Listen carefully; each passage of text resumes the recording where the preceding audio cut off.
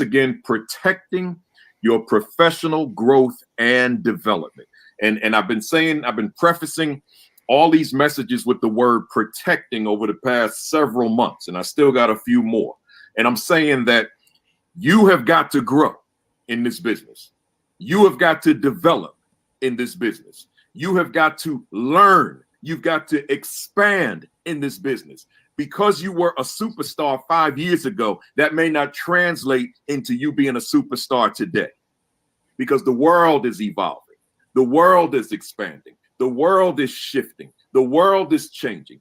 And if you are functioning on your glories back in 2016, 2015, 2010, and you're not consistent with today's time, today's youngster, today's educator, today's education space, then you are essentially irrelevant.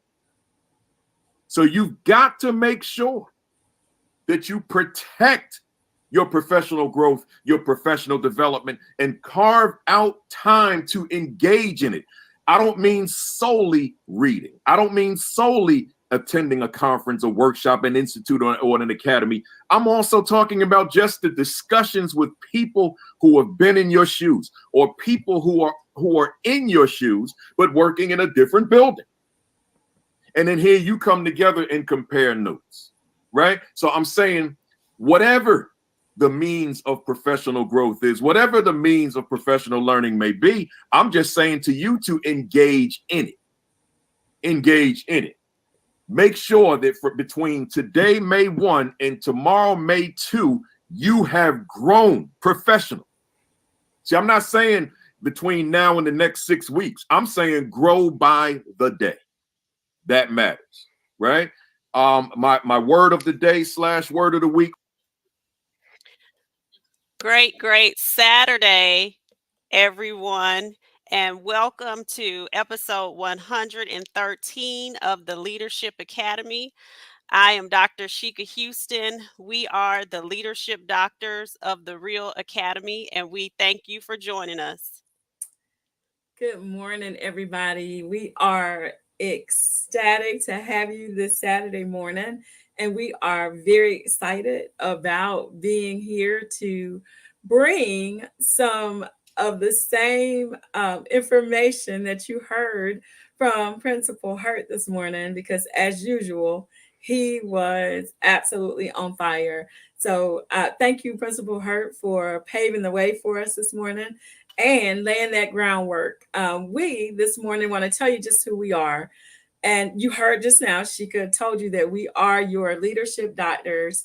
And we, again, are very, very glad to have you on with us this morning. At our company, Create and Educate LLC, we're actually here to serve whatever professional development needs you might have. When you are looking for solutions to issues that you are facing in your schools, know that we were in that same situation several years ago, and we found ourselves in the throes of state sanctioned school improvement and had really no place to turn but to each other. So when we were in that situation, we were able to draw strength from folks who were a long, long way away from us, like Principal Sean Hurd and Principal Kafele, who supported us through those times when we didn't know where else to turn. We're here with that same energy. We want to be that for those of you who need that level of support. We could tell you that the work wasn't easy, but we had incredible teams at our schools that helped us every step along that journey. So at that time, Sheikah was a middle school principal. I was and currently still serve at that elementary school where I was working. Just 1 year before going into improvement, we became new principals. We knew that we had to figure something out because that was not the way we wanted to see our principalships go. And we were not comfortable at all being called failing schools. So the first thing we knew we had to do was to establish the mentality with our folks that failure wasn't an option. It's never been one and never will be. So we knew we had to figure it out. And the way we figured it out, guys, was by creating the framework that we've begun to use that moved our students, it moved our school, it motivated our staffs. And it was what helped us to get this work done. Our framework is known as the REALL framework. And as you can see, the R stands for respect, the E is for excellence, the A is for accountability, and that first L is for literacy. The final L is for leadership. The principles and systems that we put into place and were birthed through that framework are what led us out of state sanctioned school improvement. Sheikah's school came off of the Palmetto Priority Schools list, and my school came off of the CSI list of schools where we were in the lowest 5% of schools in our entire state. That framework also led Sheikah's school to move 2 report card levels and mine to move 3 in just a single year. So we know that the framework works. In a nutshell, I guess you can say for who we are, we're practitioners with a passion for helping schools and leaders because that in turn helps children. Most definitely. And just as Principal Kafele stated in the intro video, if you are ineffective as an instructional leader, you are practically irrelevant. We knew that we did not want to fall into that category, so we made sure that we did something about it, and we know that you can too. I want to take a moment and greet everyone. Principal Hurt, thank you for the great job you did this morning. Stacy is joining us from California. Thank you for joining us, Dr. Roz, Miss September, Principal Davis from Las Vegas, Melissa Jones Chunu, Principal Laws is joining us, and one of our own um, Dr. Carmen Britton from Chester. Thank you for joining us. Miss Yolanda Nesbitt, the GOAT, Principal Kafele. Thank you for joining us. Jasmine Harris out in California as well. Thank you for joining us. Miss Stevens, we appreciate you. Thank you for being here. Principal Dot McKeever Jeter, we love you. Thank you for being here. Queen Arcella, thank you for being here. Mr. Timothy Blackwell, who is also in a program with Tammy. Thank you for joining us. Superintendent Carletta Counts, we appreciate you. Thank you for joining us. So we appreciate all of you for being here because you could have been doing anything on this Saturday, but you are here with us and we appreciate you. Definitely. So the why, Tammy told you who we are, and I'm just going to tell you a little bit about why we do what we do so we can get started. And the basic to that is we definitely want to help our most vulnerable population in the world, and that is our children. So if we're helping the people who help our children, we are all going to be better off because their futures are our futures. So if we're not investing in the people who invest in them, then our service, what we're doing, is misguided. We do this through the professional development that we offer. MTSS is a big part of what we do, literacy, our generational studies, but we also do this through coaching our leaders through the resilience framework that Tammy talked about. And Principal Hurt, I put on his comment that our spirits were aligned this morning because he talked about peer coaching from the teacher aspect, and we had no idea that he was going to talk about that. And we are talking about that from the leadership standpoint. So if leadership coaching, professional development is something that you need at your school for leaders or aspiring leaders, please fill out the contact form on our website and we will be in touch with you. So that brings us to our topic. Who is coaching you through school improvement? And if you are a part of the Real Fam, a regular, then you know when I say that if some people have that George Jefferson mentality, and that is, if you don't know who George Jefferson is, you're going to have to inbox me. We're going to have a private conversation. But if you have that syndrome, you running around with your arms flailing behind your back, and you probably think, I don't need no coach, because people with the George Jefferson syndrome think that they have it all together. And, sometimes this is the mindset of some people that I don't need a coach. And, you have all of the answers. And sometimes this comes from that old school mentality where principals were taught that you should have all the answers, and some of the supervisors may even think that you should have all of the answers. But that's probably why 85% of new principals say that they have high stress levels. And what's the result of high stress levels? Heart attacks, high blood pressure, strokes, weight gain, sleeping problems, memory and focusing problems. So there's nothing that you are doing at a high level under a great amount of stress. And so also, if that didn't baffle you enough, 71% of organizations don't believe their current leaders can carry them into the future. I'm going to repeat that because I was baffled by that myself. 71% of organizations don't believe their current leaders can carry them into the future. And so now I'm talking to my school boards, my district leaders, my superintendents, because I'm back to my gardening analogy. So if we don't think that the people we've invested in can carry us into the future, how are we fertilizing the soil? Because you've got to do more than plant flowers and pick out weeds. You got to fertilize your soil. So if that's the thinking, then I'm wondering what's happening in that arena. And it can't be a whole lot. It's probably that mentality of people think that you should know everything, and that's just not the case. Principal Hurt just showed us the graphic about that transferring the coaching. 95% of what you're learning transfers.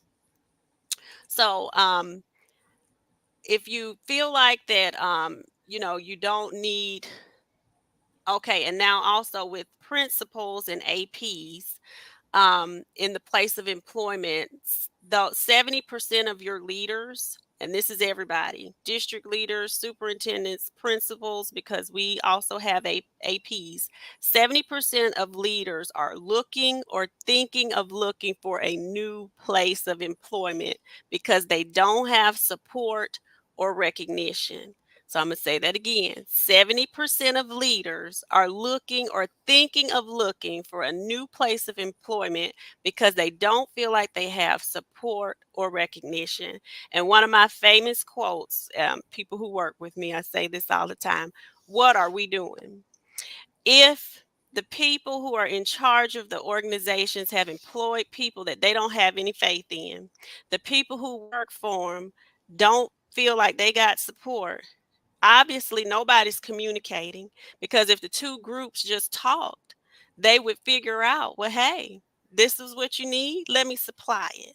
And then you wouldn't have to have people that are looking for new places of employment. That problem could be solved.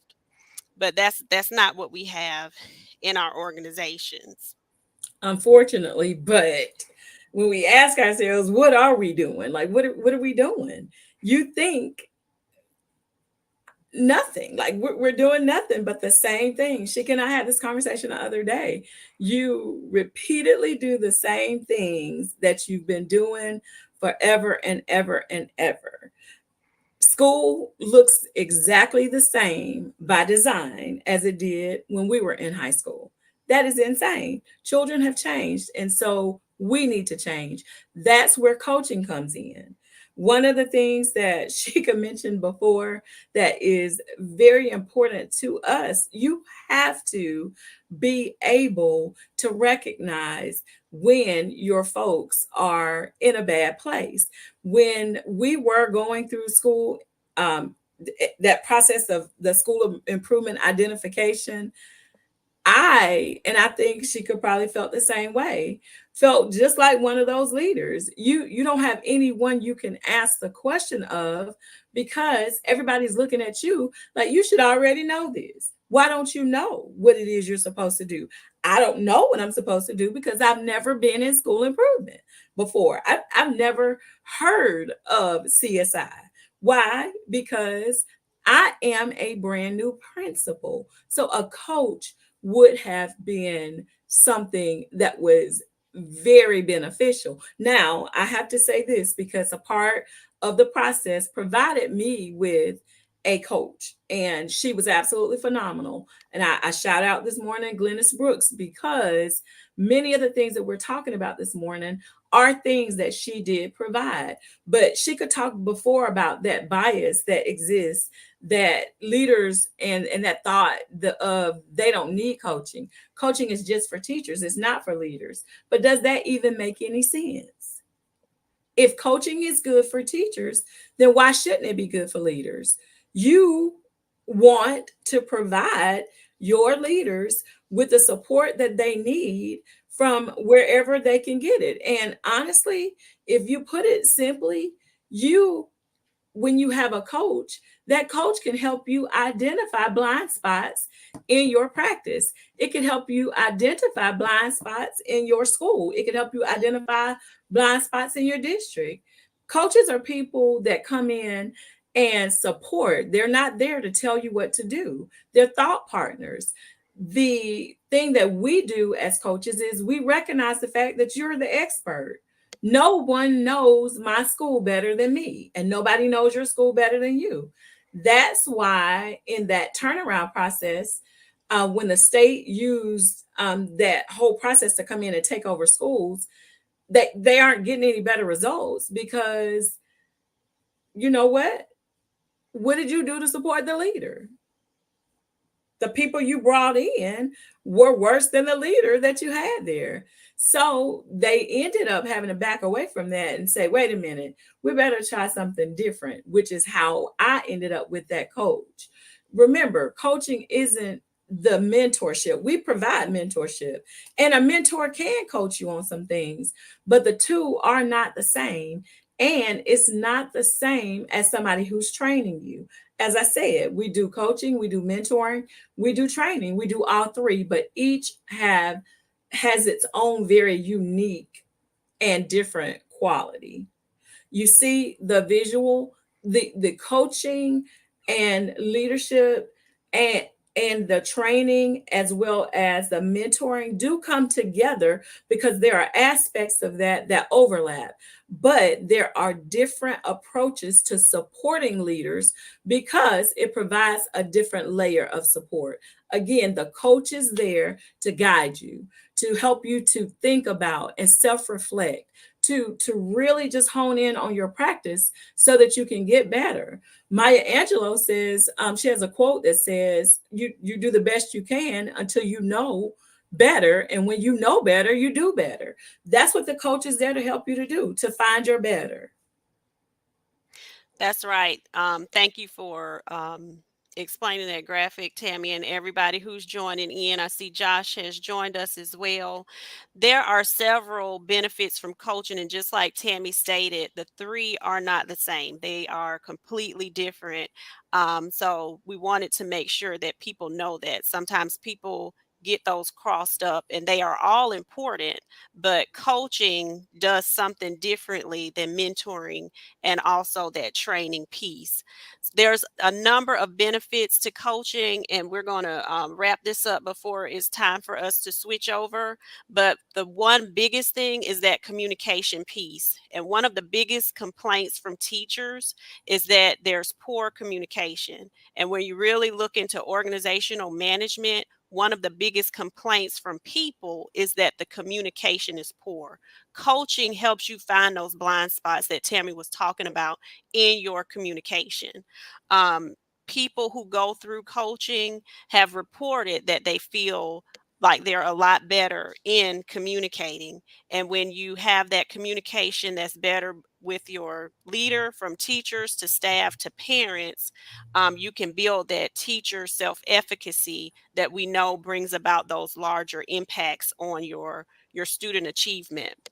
70% of coaching respondents report that they benefit from an improved work performance. They have improved relationships, and again, that improvement of communication skills. Leaders with a coach take actions towards achieving their goals. They're more resilient, and they have increased job satisfaction. That 70% that I talked about earlier, looking for another job, now that we can be satisfied with our jobs. We don't have to spend time while I'm on the company's time looking for another job, because I'm happy with the one that I'm doing and I'm going to be more effective at it. Exactly. I'm spending the better part of the day searching for a new job at the job that I should be doing to help these children. We have Exactly. to get this figured out. But also, another statistic is 80% of leaders who are coached report increased self-care, and I am positive that reducing that stress level aids in that. You feel better when you are not overwhelmed and stressed out. They also take greater responsibility and accountability, and they're more committed to what they're doing. Coaching also helps leaders who struggle with low confidence. It increases their confidence, which leads to them leading more authentically, creating transparency, which often results in resilience and assertiveness. Our leadership framework is one of the best coaching tools, starting with respect and helping you to become self-aware where your blind spots are. That's why we are so passionate about the work that we do. When we talk about the excellence, it helps you to identify your areas of excellence, because we all have them. And sometimes when you are in a bad space, you don't even recognize what your excellence is. Of course, for us is accountability. And when you're coached effectively, you embrace accountability. You want to be accountable. You want to hold your people accountable, down to the students. And of course, we want to make sure with those L's that we are always perfecting that craft of reading and informing your craft of leadership, which is how we have become the leadership doctors. This is what we do all day long, and it's what we love doing. So when you find yourself in need, just understand that we know and we've been there. Just keep the statistic in mind. 86% of companies that invest in coaches for their leaders have reported a positive return on their investment. It's important to invest in coaches. Most definitely. And I left this comment and question up here from Principal Laws. Many great athletes have coaches, so why can't we? We should. And you're right. I listened to a message earlier this week that talked about every time Michael Jordan won a championship, he would not get off the floor before he was declaring that he was going to win another one, because after that, he would go back to preparing and having that coach and that training for the next championship. We have that mentality a lot of times when we get to certain seats that we've arrived. So you can't have that mentality. Coaching is stronger when it's selected versus forced, and it's effective because it's job embedded learning, and it's meaningful and actionable because you're having it right there at that moment. So, it has to be, for it to be sustainable, it has to be a 6 month period, and it has to be consistently, either weekly or bi-weekly. And that is the type of coaching that Tammy and I offer. It keeps you on track.